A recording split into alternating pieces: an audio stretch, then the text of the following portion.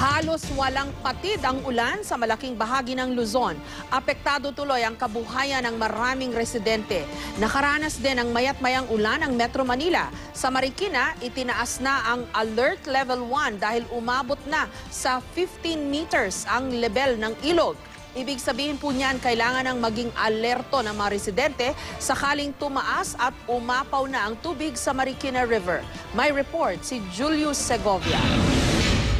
Hindi isda, hindi rin basura, kundi isang motorsiklo ang nalambat ng mga mangingisda sa dagat na sakop ng Lawag City, Ilocos Norte. Sa lakas ng hampas ng alon, kinailangan pang magtulong-tulong ang mga residente para maihaw nito sa laot. Paniwala ng ilan, lasing ang may-ari ng motorsiklo kaya hindi nito namalayang tinangay na ng dagat ang kanyang sasakyan.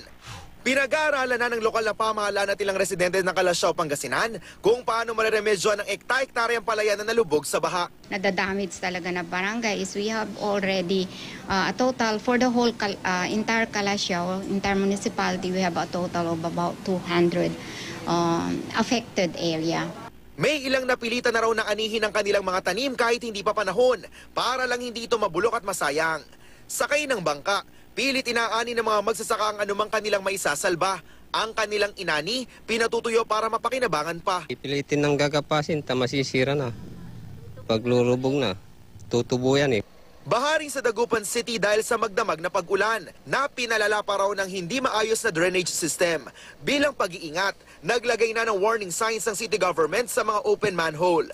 Nanlulumo na rin ang mga magsasaka ng Bantay, Ilocos Sur habang pinagmamasdan ng mga binahang palayan. Tiyak daw kasi na wala na silang mapakikinabangan sakaling magpatuloy pa ang pag-ulan.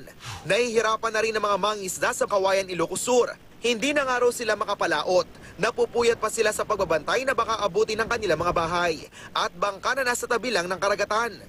Sa Subic, Zambales naman, kusa nang lumikas ang nasa 16 na pamilya dahil naman sa banta ng landslide.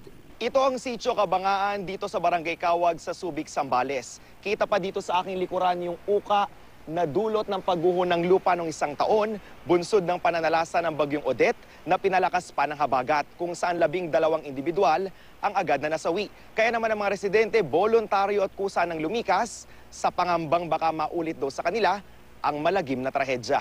Nagsagawa rin ng drill ang mga rescuer bilang paghahanda sakaling may mga matrap sa baha o landslide. Naranasan din ng panakanak ang pag-ulan sa Kamaynilaan. Malakas ang ulan sa kahabaan ng Commonwealth Avenue. Sa lakas ng hangin, nabasag ang salamin sa North Wing ng Batasan Pambansa. Inabot din ang malakas na ulan ng mga estudyanteng nag-uuwian. Ayon sa Pag-asa, hanging habagat na pinalalakas ng Bagyong Jose ang nararamdaman sa malaking bahagi ng Luzon. Dagdag pa ng ahensya, bagaman hindi inaasang tatama sa lupa ang bagyo, mas makabubuting maging handa at alerto sa pagbaha o pagguho ng lupa. Julio Segovia, GMA News.